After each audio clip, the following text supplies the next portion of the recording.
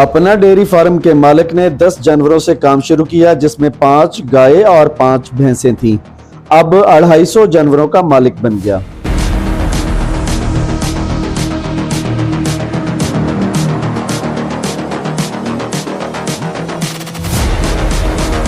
शहजाद अली रोजाना का 15 से 20 मन दूध बेचता है, यानी 800 किलो दूध से अपनी ही दुकान पर 1,60,000 की सेल की जाती है। शहजाद अली का मजीद कहना था कि दूध की आधी सेल खर्चे में चली जाती है और आधी बच जाती है। आइए सुनवाते हैं आपको शहजाद अली की कहानी, शहजाद अली की जुबानी।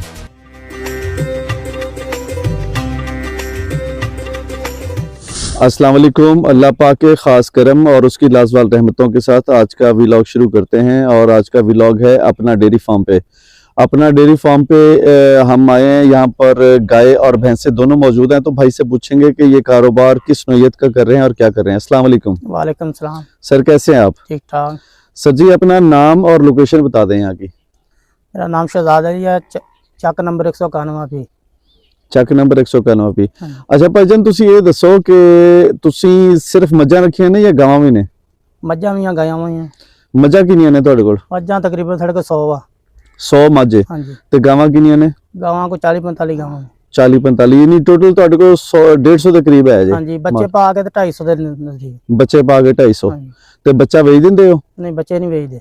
ਇੱਥੇ ਆਪਣੇ ਕੋਲ ਹੀ ਰੱਖਦੇ ਹੋ? ਸਾਰੇ ਕੋਲ ਆ ਬੱਚੇ। ਕੱਟੇ ਵੇਚ ਦਿੰਦੇ ਹੋ ਜਾਂ ਕੱਟੇ ਵੀ ਰੱਖਦੇ? ਵੀ ਕੋਲ ਹੀ ਆ। ਕੱਟੇ ਵੀ ਕੋਲ ਆ। ਠੀਕ ਹੋ ਗਿਆ। ਕਿੰਨੀ ਦੇਰ ਤੋਂ ਕੰਮ ਕਰਦੇ ਪਏ ਹੋ? ਸਾਨੂੰ ਤਕਰੀਬਨ 13 ਸਾਲ ਹੋ ਗਏ। 13 ਸਾਲ ਹੋ ਗਿਆ। ਤੇ ਭਾਈਜਾਨ ਇਹ ਦੱਸਿਓ ਕਿ ਇਸ ਟਾਈਮ ਤੁਸੀਂ ਦੁੱਧ ਦੇਣ ਵਾਲੀਆਂ ਮੱਝਾਂ ਕਿੰਨੀਆਂ ਨੇ ਤੁਹਾਡੇ ਕੋਲ? ਸਾਡੇ ਕੋਲ ਤਕਰੀਬਨ 50 ਦੁੱਧ ਦੇਣ ਵਾਲੀਆਂ। 50 ਦੁੱਧ ਦੇਣ ਵਾਲੀਆਂ। ਤੇ ਗਾਵਾਂ ਕਿੰਨੀਆਂ ਨੇ ਦੁੱਧ ਦੇਣ ਵਾਲੀਆਂ? ਗਾਵਾਂ ਤਕਰੀਬਨ 25 ਹੈ। ਇੱਕ ਦਿਨ ਦਾ ਦੁੱਧ ਤਕਰੀਬਨ ਕਿੰਨਾ ਹੋ ਜਾਂਦਾ? ਸਾਡਾ ਤਕਰੀਬਨ 7 ਮਣ ਟਾਈਮ ਦਾ ਵਾ, 14-15 ਮਣ ਡੇਲੀ ਦਾ। ਡੇਲੀ ਦਾ। ਤੇ ਫਿਰ ਦੋਜੀ ਸ਼ੋਜੀ ਲੈ ਕੇ ਜਾਂਦੇ ਨੇ? ਨਹੀਂ, ਆਪਣੀ ਸਾਡੀ ਦੁਕਾਨ ਆ ਸਦਕਾਬਾਦ। ਸਦਕਾਬਾਦ ਦੁਕਾਨ ਹੈ ਤੁਹਾਡੀ? ਟਾਊਨ। ਹਾਂਜੀ ਠੀਕ ਹੈ, ਜਨਾਹ ਟਾਊਨ ਦੇ ਵਿੱਚ। ਤੇ ਉੱਥੇ ਕਿੰਨੀ ਖਪਤ ਕਰ ਦਿੰਦੇ ਹੋ ਤੁਸੀਂ? ਤਕਰੀਬਨ 20 ਮਣ ਦੀ ਸਾਡੀ ਖਪਤ ਆ, ਬਾਕੀ ਬਾਹਰ ਫਾਰਮ ਅਜੇ ਤੋਂ ਲੈਂਦੇ ਆ। ਅੱਛਾ, ਤੁਸੀਂ 20 ਮਣ ਦੀ ਖਪਤ ਦੁਕਾਨ ਤੋਂ ਕਰਦੇ ਹੋ? ਹਾਂਜੀ। ਤੇ ਇੱਕ ਮਣ ਦਾ 20 ਇੱਕ ਦਿਨ ਦਾ 20 ਮਣ ਵਿਕ ਜਾਂਦਾ ਹੈ? ਹਾਂਜੀ। ਤੇ ਇਹ ਦੱਸੋ ਕਿ ਬਾਕੀ ਕਾਰੋਬਾਰ ਇਸ ਟਾਈਮ ਮੁਨਾਫੇ 'ਚ ਘਾਟੇ 'ਚ ਕੀ ਚੱਕਰ ਹੈ? ਅਲਹਮਦੁਲਿਲਾ ਮੁਨਾਫੇ ਦੇ ਵਿੱਚ। ਤੇ ਕੀ ਮਸ਼ਵਰਾ ਦੋਗੇ ਲੋਕਾਂ ਨੂੰ, ਜਿਹੜਾ ਬੰਦਾ ਹੁਣ ਨਵਾਂ ਅਗਰ ਕੋਈ ਕੰਮ ਕਰਨਾ ਚਾਹਵੇ ਤੇ ਕੀ ਮਸ਼ਵਰਾ ਆਪਣਾ? ਉਹਨੇ ਇਹੀ ਮਸ਼ਵਰਾ ਕਮ ਤੋਂ ਕਮ 10 ਜਨਵਰਾਂ ਤੋਂ ਸਟਾਰਟ ਕਰਨੇ, 1-2 ਤੋਂ ਨਹੀਂ ਸਟਾਰਟ ਹੁੰਦਾ। ਅੱਛਾ, 10 ਜਨਵਰਾਂ ਤੋਂ ਸਟਾਰਟ ਕਰਨ। 10 ਜਨਵਰਾਂ 2 ਮਣ ਤੋਂ ਦੁੱਧ ਹੋਏਗਾ ਤੇ ਫਿਰ ਸਟਾਰਟਿੰਗ ਸ਼ੁਰੂ ਹੋਏਗੀ। ਤੇ ਇਹ ਦੱਸੋ ਨਸਲ ਕਿਹੜੀ ਰੱਖਣਾ ਦੀ ਮੱਝ ਦੀ? ਮੱਝ ਦੀ 2 ਹੀ ਨਸਲਾਂ, ਨੀਲੀ ਰਾਵੀ। ਅੱਛਾ, ਤੁਹਾਡੇ ਕੋਲ ਬੋਤੀ ਕਿਹੜੀ ਹੈ? ਸਾਡੇ ਕੋਲ ਕਰਾਸ ਜਾਂ ਨੀਲੀ ਰਾਵੀ।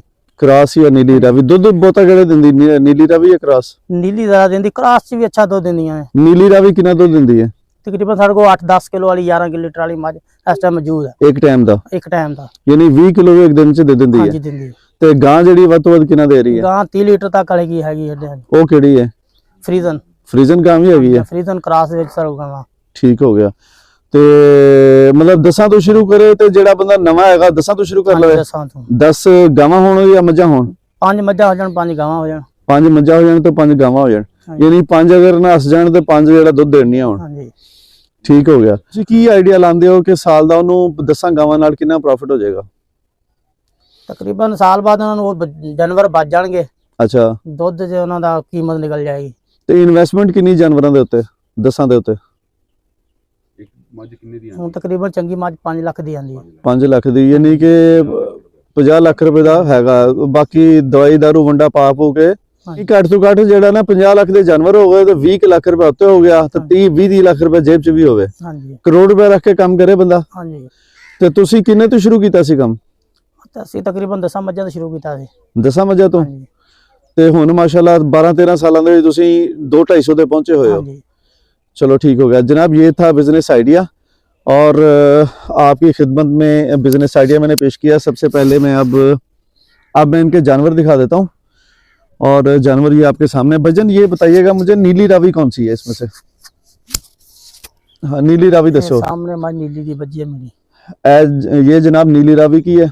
एक मझ नीली थी बजी। ये भी नीली रावी है। बाकी शौकत डोगर वाली ब्रीड इन्हां तो आई आ, वो अंदर आ बच्चे वो दिखाना। चलो ए जी बच्चे ने ये सारे हाजी शौकत डोगर वाली नस्ल। हाजी शौकत अली डोगर दी नस्ल दे विचों है जी सारी। ਠੀਕ ਹੈ। ਇਹ ਸਾਰੀਆਂ ਜਿਹੜੀਆਂ ਖੜੀਆਂ ਨੇ ਮੱਝਾਂ ਇਹ ਕਿਹੜੀਆਂ ਨੇ? ਇਹ ਨੀਲੀ ਦੀ ਹੈ ਝੋਟੀ। ਇਹ ਨੀਲੀ ਦੀ ਝੋਟੀ ਹੈ, ਠੀਕ ਹੋ ਗਿਆ। ਇਹ ਵੀ ਨੀਲੀ ਦੀ ਝੋਟੀ ਹੈ ਜੀ, ਇਹ ਵੀ ਨੀਲੀ ਹੈ? ਨਹੀਂ, ਇਹ ਆਪਣੇ ਇਲਾਕੇ ਦੀ। ਆਏ ਆਪਣੇ ਇਲਾਕੇ ਦੀ ਜੀ, ਸਦਕਾਬਾਦ ਹੀ ਮੇਰੇ ਖਾਂਦੇ।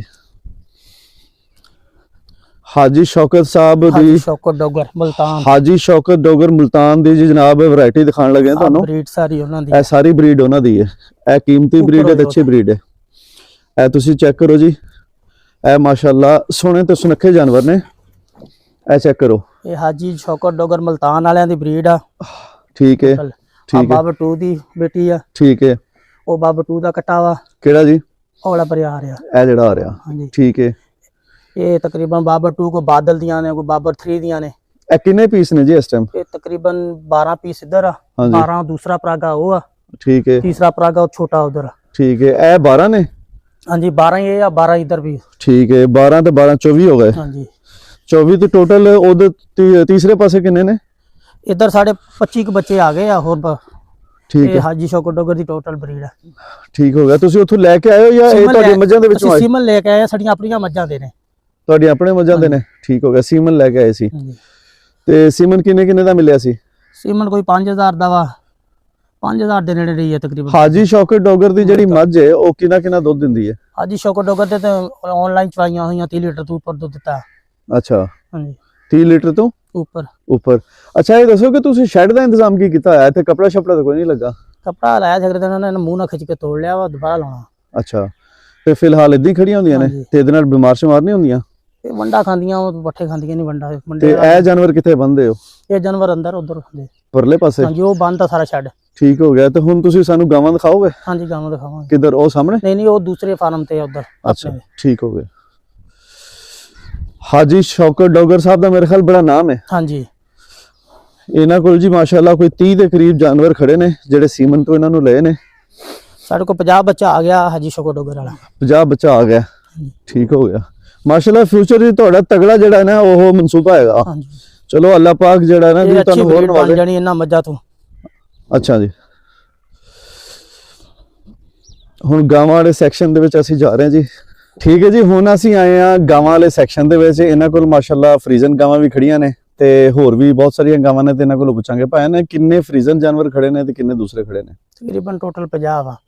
50 ਟੋਟਲ ਨੇ ਤੇ ਫਰੀਜ਼ਨ ਕਿੰਨੇ ਨੇ ਵਿੱਚੋਂ? ਕ੍ਰਾਸ ਫਰੀਜ਼ਨ ਆ, ਪਿਓਰ ਫਰੀਜ਼ਨ ਕੋਈ ਨਹੀਂ। ਪਿਓਰ ਫਰੀਜ਼ਨ ਕੋਈ ਨਹੀਂ। ਕ੍ਰਾਸ ਕਿਹਦਾ ਹੈਗਾ? ਕ੍ਰਾਸ ਇਹੀ ਦੁਨੀਆਂ ਲੋਕਲ ਫਰੀਜ਼ਨ ਤੋਂ ਕ੍ਰਾਸ ਆ। ਅੱਛਾ, ਸੀਮਨ ਰਖਵਾਏ ਸੀ? ਹਾਂਜੀ, ਸੀਮਨ। ਆਮ ਗਾਈਆਂ ਨੂੰ ਸੀਮਨ ਰਖਾ ਕੇ ਫਰੀਜ਼ਨ ਬਣਾਈ ਆ। ਅੱਛਾ, ਫਿਰ ਵੀ ਤੁਹਾਡੇ ਮਤਲਬ ਜਾਨਵਰ ਦੇ ਜਿਹੜੇ ਚੰਗੇ ਕੱਦ ਕਾਠ 'ਚ ਖੜੇ ਨੇ, ਮਾੜੇ ਕੋਈ ਨਹੀਂ ਗੇ। ਹਾਂਜੀ, ਤੇ ਫਰੀਜ਼ਨ ਗਾਂ ਤੁਹਾਡਾ ਕਿੰਨਾ ਦੁੱਧ ਦੇ ਦਿੰਦੀ ਹੈ?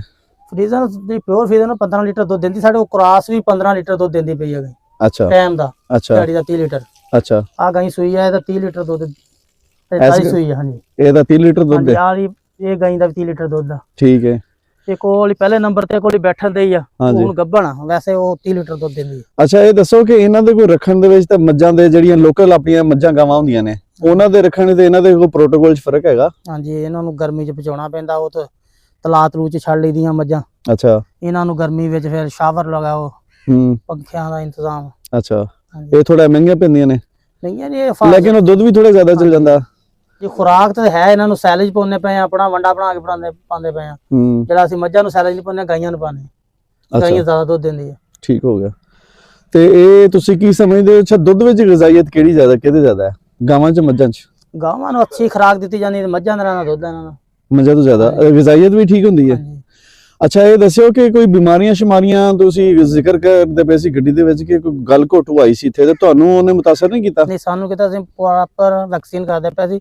ਆ ਸਾਡੇ ਡੇਰੇ ਦੇ ਡੰਗਰ ਮਰੇ ਆ, ਇਹਨਾਂ ਨੇ ਵੈਕਸੀਨ ਨਹੀਂ ਸੀ। ਆ ਪਿੱਛੇ ਡੇਰਾ ਜਿਹੜਾ? ਅੱਛਾ, ਇਹਨਾਂ ਤਕਰੀਬਨ 8-9 ਡੰਗਰ ਮਰ ਗਏ। ਇਹਨਾਂ ਦੇ 8-9 ਮਰ ਗਏ ਸੀ। ਤੁਹਾਡੇ ਬੱਚਤ ਹੋ ਗਈ ਸਾਰੀ? ਬੱਚੇ। ਤੇ ਤੁਸੀਂ ਵੈਕਸੀਨ ਪ੍ਰੋਪਰ ਟਾਈਮ ਨਾਲ ਕਰਦੇ ਹੋ? Proper vaccine. ਗੱਲ ਘੋਟੂ ਦੀ ਕਿਹੜੀ ਵੈਕਸੀਨ ਤੁਸੀਂ ਕਰਾਈ ਸੀ? ਅਸੀਂ ਇਹ ਸਰਕਾਰੀ ਕਰਾਈ ਸੀ। ਸਰਕਾਰੀ? ਸਰਕਾਰ ਦੇ ਕੋਲੋਂ ਮੰਗਵਾ ਕੇ? ਸਾਡੀ ਮਤਵਾਤਰ ਹੋ ਰਹੀ ਫਾਰਮ ਦੀ ਸਰਕਾਰੀ। ਅੱਛਾ, ਤੁਸੀਂ ਉੱਥੇ ਰਜਿਸਟਰਡ ਕਰਵਾਇਆ ਹੋਇਆ? ਹਾਂਜੀ, ਰਜਿਸਟਰ ਕਰਾਇਆ। ਠੀਕ ਹੋ ਗਿਆ। ਤੇ ਬਾਕੀ ਕੰਮ ਸ਼ਮ ਵੀ ਅੱਛਾ ਜਾ ਰਿਹਾ? ਹਾਂਜੀ। ਤੇ ਇਹ ਦੱਸੋ ਕੋਈ ਚੰਗਾ ਜਿਹਾ ਮਸ਼ਵਰਾ ਦਵੋ ਜਿਹੜੇ 10 ਗਾਵਾਂ ਤੋਂ ਜਾਂ 10 ਮੱਝਾਂ ਤੋਂ ਕੰਮ ਸ਼ੁਰੂ ਕਰਨਗੇ ਵੀ ਕੰਮ ਕੈਸਾ ਹੈਗਾ, ਉਹਦਾ ਕੰਮ ਦਾ ਸਾਰਾ ਨਿਚੋੜ ਦੱਸੋ। 12 ਸਾਲ 13 ਸਾਲ ਦਾ ਤਜਰਬਾ ਕੋਈ 2-4 ਲਾਈਨਾਂ ਸ਼ੇਅਰ ਕਰੋ ਸਾਡੇ ਨਾਲ। ਤਕਰੀਬਨ 10 ਗਾਵਾਂ ਤੋਂ ਸਟਾਰਟ ਕਰਨ, ਜਾਂ 5 ਮੱਝਾਂ ਕਰ ਲੈਣ, 5 ਗਾਈਆਂ ਕਰ ਲੈਣ। ਠੀਕ ਹੈ। ਅਗਰ ਕਿਸੇ ਨੇ ਕੱਲੀਆਂ ਗਾਈਆਂ ਰੱਖਣੀਆਂ, ਉਹ 10 ਗਾਈਆਂ ਤੋਂ ਸਟਾਰਟ ਕਰੇ। ਅੱਛਾ, ਹਾਂਜੀ।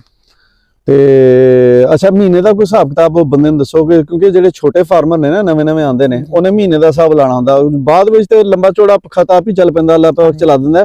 ਲੇਕਿਨ ਤੁਸੀਂ ਮਹੀਨੇ ਦਾ ਦੱਸੋ ਕਿ ਕੀ ਖੱਟ ਲੈਣਗੇ ਉਹ, ਅਗਰ 5 ਗਾਵਾਂ ਦੁੱਧ ਦੇਣਡੀਆਂ ਨੇ, 5 ਪੱਠੇ ਚਰਨਡੀਆਂ ਨੇ, ਖਰਚਾ ਹੈ ਉਹਨਾਂ ਦਾ, ਤੇ ਕੀ ਕਮਾ ਲੇਗਾ ਮਹੀਨੇ ਦਾ?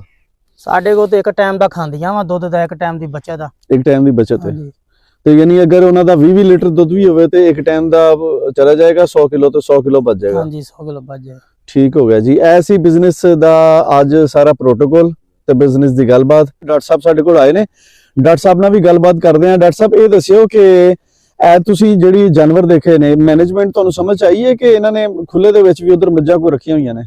ਸਰ ਜੀ ਬਿਲਕੁਲ ਇਹ ਜਾਨਵਰ ਜਿਹੜਾ ਨਾ ਉਹ ਲੂਜ਼ ਉਹਦੀ ਨਾ ਹੋਲਡਿੰਗ ਹੋਣੀ ਚਾਹੀਦੀ ਹੈ, ਅੱਛਾ ਕਿ ਅਗਰ ਜਾਨਵਰ ਤੁਸੀਂ ਬੰਨ ਕੇ ਰੱਖੋਗੇ, ਉਹਨਾਂ ਨੂੰ ਪ੍ਰੋਪਰ ਸਪੇਸ ਨਹੀਂ ਦਿਓਗੇ ਤਾਂ ਡਿਸਟਰਬ ਹੋ ਜਾਏਗਾ। ਅੱਛਾ, ਤੇ ਇਹ ਦੱਸੋ ਕਿ ਇਹ ਜਿਹੜੀਆਂ ਮੱਝਾਂ ਨੇ, ਚਲੋ ਮੱਝਾਂ ਤਾਂ ਆਪਣੇ ਇੱਥੇ ਦੇ ਮਾਹੌਲ ਦੇ ਮੁਤਾਬਿਕ ਸੈੱਟ ਹੋਈਆਂ ਨੇ, ਮਤਲਬ ਫਰੀਜ਼ਨ ਗਾਵਾਂ ਦਾ ਮਸਲਾ ਹੁੰਦਾ, ਫਰੀਜ਼ਨ ਵਾਸਤੇ ਇਹਨਾਂ ਨੇ ਸ਼ੈੱਡ ਵੀ ਬਣਾਇਆ ਤੇ ਤਰਪਾਲ ਵੀ ਲੱਗੀ, ਵੀਡੀਓ 'ਚ ਆਪਾਂ ਦਿਖਾ ਵੀ ਰਹੇ ਹਾਂ। ਇਹ ਦੱਸੋ ਕਿ ਮੱਝਾਂ ਜਿਹੜੀਆਂ ਨੇ ਉਹਨੂੰ ਵਾਕਈ ਹੁਣ ਨਾ ਤਰਪਾਲ 'ਚ ਰੱਖੋ ਨਾ ਸ਼ੈੱਡ 'ਚ ਰੱਖੋ ਤੇ ਐਵੇਂ ਉਹ ਗੁਜ਼ਾਰਾ ਹੋ ਜਾਂਦਾ ਉਹਨਾਂ ਦਾ? ਸਰ ਲੋਕਲ ਇਨਹੈਬੀਟੈਂਟ ਹੈ ਨਾ ਸਾਡੇ ਇਸ ਇਲਾਕੇ ਦੀਆਂ, ਤੇ ਜਦੋਂ ਅਸਾਂ ਉਹਨੂੰ এনवायरमेंट ਨਹੀਂ ਦੇਵਾਂਗੇ ਤੇ ਉਹ ਡਿਸਟਰਬ ਹੋਏਗੀ। ਅੱਛਾ, ਇਸ ਵਾਸਤੇ ਉਹਦਾ 30 32 35 ਡਿਗਰੀ ਸੈਲਸੀਅਸ ਟੈਂਪਰੇਚਰ ਦੇ ਉੱਤੇ ਬਿਲਕੁਲ ਅਕੋਮੋਡੇਟ ਕਰ ਲੈਂਦੇ ਨੇ ਤੇ ਆਪਣੀ ਅੱਛੀ ਪ੍ਰੋਡਕਸ਼ਨ ਤੇ ਅੱਛਾ ਆਊਟਪੁੱਟ ਦਿੰਦੀਆਂ ਨੇ। ਅੱਛਾ ਜੀ ਤੇ ਉਹਨਾਂ ਨੂੰ ਯਾਨੀ ਅਗਰ ਸ਼ੈੱਡ ਦੇ ਵਿੱਚ ਰੱਖੋ ਤਾਂ ਆਊਟਪੁੱਟ ਅੱਛਾ ਆਏਗਾ। ਹਾਂਜੀ ਤੇ ਇਹਨਾਂ ਵਾਸਤੇ ਕੋਈ ਮਤਲਬ ਇਹ ਭੱਠੀ ਦਾ ਇੰਤਜ਼ਾਮ ਵੀ ਹੋ ਸਕਦਾ ਹੈ ਕਿ ਜਿੱਥੇ ਸ਼ੈੱਡ ਵੈਡ ਬਣਾਇਆ ਤਾਂ ਉੱਥੇ ਜਨਾਬ ਕੋਈ ਅੱਗ ਸ਼ੱਗ ਵੀ ਜਲਣ ਦੀ ਹੋਵੇ ਰਾਤ ਦੇ ਟਾਈਮ? ਨਹੀਂ ਸਰ, ਜਿਹੜੀ ਬਫਲੋ ਨਾ ਬੈਂਸ, ਉਹਨੂੰ ਇੰਨੀ ਜ਼ਿਆਦਾ ਸਰਦੀ ਮਹਿਸੂਸ ਤੇ ਨਹੀਂ ਹੁੰਦੀ। ਅੱਛਾ, ਵੈਸੇ ਤੁਸੀਂ ਕਵਰ ਕਰ ਦੋ ਏਰੀਆ ਨੂੰ ਤੇ ਉਹ ਮਤਲਬ ਉਹਦੀ ਆਪਣੀ ਜਿਸਮ ਦੀ ਗਰਮਾਇਸ਼ ਇੰਨੀ ਹੋ ਜਾਂਦੀ ਹੈ, ਜਿਸ ਹਿਸਾਬ ਨਾਲ ਰਾਤ ਆਪਣਾ ਥੱਲੇ ਸ਼ੈੱਡ ਵਗੈਰਾ ਤੇ ਹੋਏਗੀ, ਤੇ ਮਿੱਟੀ ਵਗੈਰਾ ਦਾ ਸਿਲਸਿਲਾ ਜਿਹੜਾ ਨਾ ਇਹ ਨਹੀਂ ਹੈਗਾ।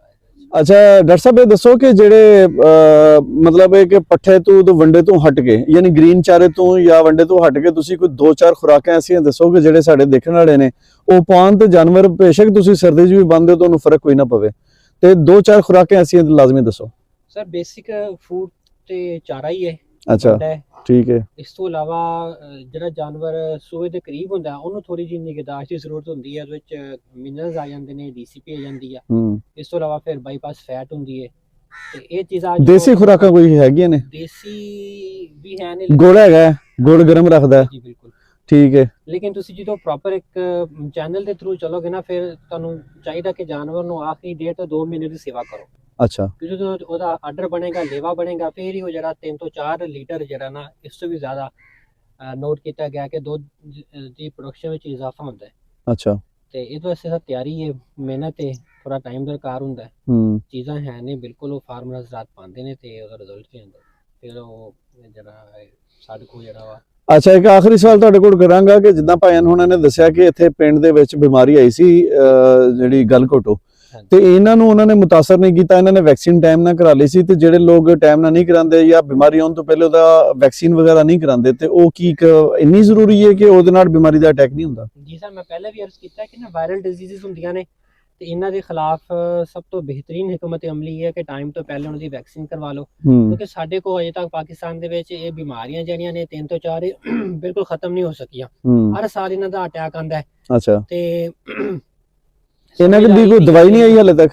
ਸਰ ਦਵਾਈ ਨਹੀਂ ਹੁੰਦੀ, ਇਹ ਵੈਕਸੀਨ ਹੁੰਦੀ ਹੈ। ਅੱਛਾ, ਤੇ ਵੈਕਸੀਨ ਉਹ ਬਿਮਾਰੀ ਦੇ ਹੀ ਇਲਾਜ ਵੀ ਆ? ਉਹ ਇਲਾਜ ਹੀ ਹੈ, ਉਹਨਾਂ ਦੇ ਜਰਾਸੀਮ ਹੁੰਦੇ ਨੇ। ਅੱਛਾ, ਉਹਨਾਂ ਨੂੰ ਆਪਾਂ ਇੰਨਾ ਕਮਜ਼ੋਰ ਕਰ ਦਿੰਦੇ ਆ ਕਿ ਉਹ ਅਗਰ ਜਿਸਮ ਦੇ ਵਿੱਚ ਇੰਟਰ ਹੋ ਜਾਵੇ ਵੈਕਸੀਨ, ਤੇ ਉਹ ਜਾਨਵਰ ਜਿਹੜਾ ਉਹਦਾ ਸਿਸਟਮ ਉਹਨੂੰ ਰਿਕਗਨਾਈਜ਼ ਕਰਕੇ, ਪਹਿਚਾਣ ਕਰਕੇ ਉਹਦੇ ਖਿਲਾਫ ਜਿਸਮ ਦੇ ਵਿੱਚ ਖੁਦ ਬਖੁਦ ਜਿਹੜੇ ਨੇ ਉਹ ਐਂਟੀਬਾਡੀਜ਼ ਬਣਾ ਦੇ।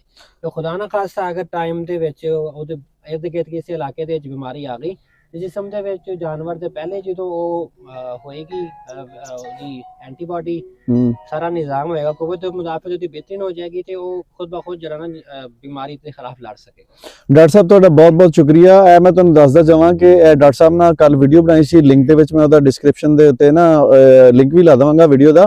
ਡਾਕਟਰ ਸਾਹਿਬ ਨੇ ਇਹ ਗਲਘੋਟੂ ਦੇ ਉੱਤੇ ਪੂਰੀ ਤਫਸੀਲ ਦੱਸੀ ਹੋਈ ਹੈ ਸਾਨੂੰ ਕਿ ਇਹ ਬੇਸਿਕਲੀ ਸਾਹ ਦੀ ਨਾਲੀ ਦੇ ਵਿੱਚ ਜਦੋਂ ਨਜ਼ਲੇ ਜ਼ੁਕਾਮ ਦੀ ਵਜ੍ਹਾ ਤੋਂ ਉਹਨਾਂ ਦਾ ਸਾਹ ਰੁਕਦਾ ਹੈ ਨਾ ਕਿਸੇ ਵੀ ਵਜ੍ਹਾ ਤੋਂ, ਜਾਂ ਉਹਨਾਂ ਦਾ ਜਿਹੜਾ ਮੈਟਾਬੋਲਿਜ਼ਮ ਸਿਸਟਮ ਹੈ ਜਾਂ ਉਹਨਾਂ ਦਾ ਪੇਟ ਹੈ ਉਹਦੀ ਵਜ੍ਹਾ ਤੋਂ ਕੋਈ ਖਰਾਬੀ ਦੀ ਵਜ੍ਹਾ ਤੋਂ ਜਦੋਂ ਸਾਹ ਲਈ ਨਾਲੀ ਦੇ ਸਾਹ ਰੁਕਦਾ ਹੈ, ਨਜ਼ਲੇ ਜ਼ੁਕਾਮ ਦੀ ਵਜ੍ਹਾ ਤੋਂ ਰੁਕਦਾ ਤੇ ਫਿਰ ਉਦੋਂ ਗਲ ਘੁੱਟ ਦੀ ਬਿਮਾਰੀ ਵੀ ਆਉਂਦੀ ਹੈ। ਤੇ ਮਜ਼ੀਦ ਤਫਸੀਲ ਨਾਲ ਅਗਰ ਵੀਡੀਓ ਦੇਖਣੀ ਤਾਂ ਤੁਸੀਂ ਲਿੰਕ ਜਿਹੜਾ ਡਿਸਕ੍ਰਿਪਸ਼ਨ ਤੋਂ ਜਾਂ ਉਤੋਂ ਆਈਟੈਕ ਤੋਂ ਚੱਕ ਕੇ ਵੇਖ ਸਕਦੇ ਹੋ। ਤੇ ਬਹੁਤ ਬਹੁਤ ਸ਼ੁਕਰੀਆ ਭੈਣ, ਤੁਹਾਡਾ ਬਹੁਤ ਬਹੁਤ ਸ਼ੁਕਰੀਆ, ਤੁਸੀਂ ਸਾਨੂੰ ਵਕਤ ਦਿੱਤਾ ਹੈ। ਬਹੁਤ ਸ਼ੁਕਰੀਆ ਜੀ।